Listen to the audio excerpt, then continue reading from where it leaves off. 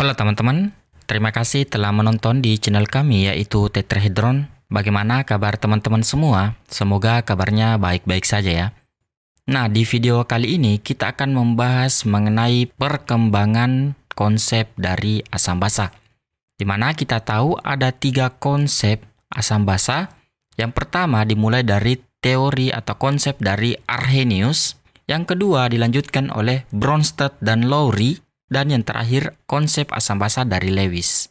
Nah, teman-teman, selain itu juga kita akan membahas mengenai kelebihan dan juga keunggulan masing-masing teori mereka. Jadi langsung saja, tanpa basa-basi, teman-teman stay tune dan jangan lupa berbagi. Teman-teman, 2 video pertama kita sudah membahas mengenai teori atau konsep asam basa dari yang pertama Arrhenius dan yang kedua adalah Bronsted, Lowry dan beserta keunggulan dan kelemahannya masing-masing. Nah, tiba saatnya kita masuk ke bagian yang ketiga yaitu mengenai teori asam basa dari Lewis. Di mana kalau teori asam basa dari Bronsted Lowry itu fokusnya adalah transfer proton, maka dari Lewis fokusnya adalah transfer pasangan elektron. Di mana asam menurut Lewis itu adalah suatu zat yang bertindak sebagai penerima pasangan elektron atau akseptor pasangan elektron atau biasa dikenal sebagai elektrofil. Artinya dia cinta dengan elektron, berarti suka menerima elektron. Sedangkan basa adalah suatu zat yang bertindak sebagai pemberi pasangan elektron atau donor pasangan elektron. Nah, biasa dikenal juga sebagai nukleofil. Jadi asam adalah elektrofil, basa adalah nukleofil. Nah, kita lihat contohnya di sini, contoh yang biasa kita lihat, NH3 dan BF3 itu kemudian akan membentuk ikatan, di mana ikatannya itu adalah ikatan kovalen koordinasi.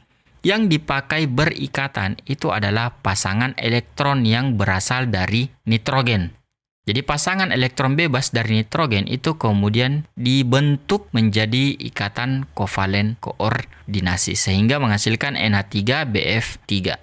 Nah, kalau kita lihat dari contoh ini, maka kita bisa pastikan bahwa NH3 itu memberikan pasangan elektronnya kepada B untuk dipakai berikatan, maka NH3 ini tergolong sebagai nukleofil atau basa Lewis karena memberi pasangan elektron. Jadi dia memberi pasangan elektron kepada atom pusat B yang ada pada BF3. Kemudian BF3 itu menerima pasangan elektron dari NH3. Berarti NH3 di sini berperan sebagai basa Lewis dan BF3 itu berperan sebagai asam Lewis. Jadi kalau kita lihat, fokus dari teori asam basa Lewis itu adalah transfer pasangan elektron. Di sini kita bisa pahami bahwa suatu basa Lewis itu harus memiliki setidaknya 1 pasang elektron bebas. Ini sebenarnya sama dengan basa dari Bronsted-Lowry. Nah, jadi untuk basa Lewis itu hampir sama dengan basa dari Bronsted-Lowry. Nah, yang berbeda di sini itu adalah konsep asam dari Lewis. Nah, kita lihat ya, apa saja zat-zat yang bisa berperan sebagai asam Lewis. Nah, yang pertama, zat yang bisa berperan sebagai asam Lewis di sini adalah molekul dengan elektron yang tidak mencapai oktet, yang memiliki orbital yang belum terisi elektron. Artinya, orbitalnya masih kosong. Molekul yang tidak mencapai oktet artinya ada orbital yang kosong, yang kemudian masih bisa diisi elektron. Nah, contohnya AlCl3 atau aluminium klorida atau boron triklorida atau boron trifluorida seperti contoh yang sudah kita bahas.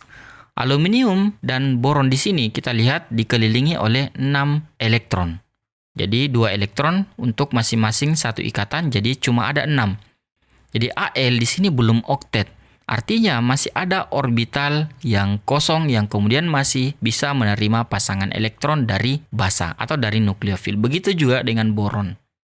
Nah, makanya AlCl3 itu masih bisa menerima pasangan elektron membentuk ikatan dengan nukleofil di sini NH3, maka NH3 berperan sebagai basa Lewis karena penyedia pasangan elektron, dan AlCl3 penerima pasangan elektron, maka AlCl3 disebut dengan asam Lewis atau berperan sebagai elektrofil, dan NH3 berperan sebagai nukleofil, membentuk ikatan seperti ini. Nah, kemudian kriteria yang kedua yang bisa berperan sebagai asam Lewis itu adalah molekul yang meskipun tidak memiliki orbital yang kosong, tapi dapat mengalami delokalisasi elektron atau pengaturan ulang elektron, sehingga menghasilkan orbital kosong yang dapat menerima pasangan elektron. Ini biasanya adalah suatu senyawa yang memiliki ikatan pi, di mana ikatan pi itu adalah ikatan yang mobile atau mudah bergerak. Nah, kita lihat di sini. Contohnya adalah CO2. CO2 di sini itu kemudian dilarutkan ke dalam air. Ternyata CO2 akan bereaksi dengan air menghasilkan asam H2CO3 dalam bentuk larutan. Nah, kalau kita lihat mekanisme reaksi, maka kita lihat H2O akan bereaksi dengan karbon dioksida. Di mana karbon dioksida di sini ada dua ikatan pi-nya. Nah, kalau kita lihat di sini terdapat ikatan pi yang ada pada karbon oksigen. Nah, ikatan pi itu bisa pindah ke dalam oksigen. Nah, karena pindahnya ikatan pi yang ada pada C dengan O ini pindah masuk ke dalam O, maka akan menyediakan orbital kosong yang ada pada karbon. Sehingga H2O di sini yang memiliki pasangan elektron, maka H2O ini berperan sebagai nukleofil atau berperan sebagai basa Lewis yang kemudian mendonorkan pasangan elektronnya kepada karbon, sehingga membentuk yaitu ikatan yang baru antara karbon dengan oksigen, menghasilkan senyawa H2CO3. Nah, kita fokusnya di sini bahwa H2O di sini berperan sebagai basa Lewis karena telah mendonorkan pasangan elektronnya. Nah, berarti karbon dioksida karena telah menerima pasangan elektron, maka karbon dioksida berperan sebagai asam Lewis. Nah, selanjutnya H2CO3 ini kemudian di dalam air itu akan menghasilkan H+ dan HCO3-. Ini sama dengan teori dari Arrhenius.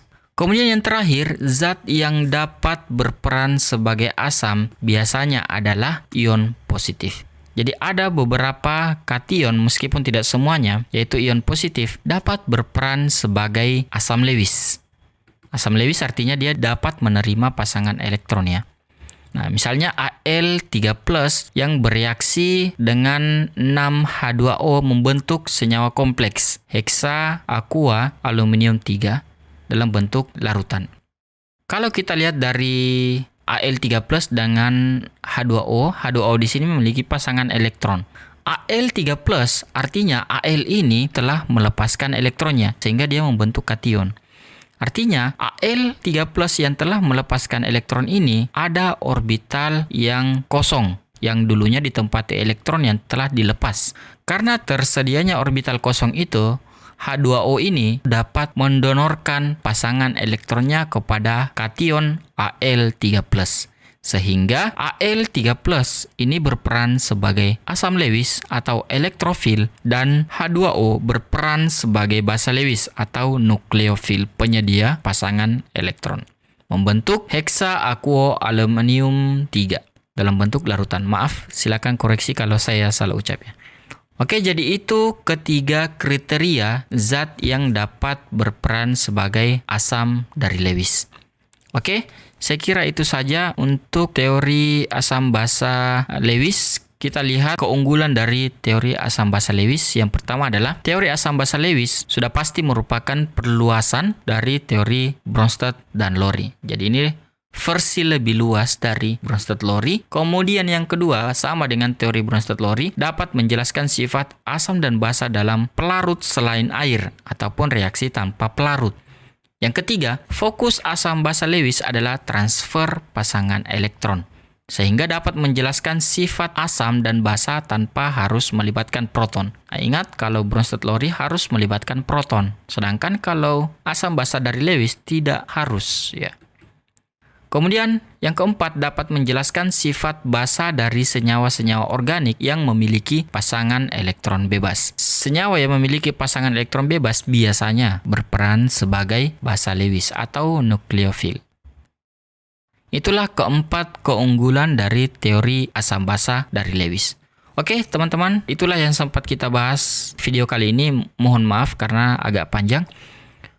Oke, jadi itu 3. Pertama, Arrhenius yang fokusnya di dalam air. Kemudian Bronsted-Lowry yang fokusnya terhadap transfer proton. Dan teori dari Lewis yang fokusnya pada transfer pasangan elektron. Oke teman-teman, sekian dari saya. Mohon maaf jika ada kekurangan. Terima kasih telah menyimak dan sampai jumpa di video selanjutnya.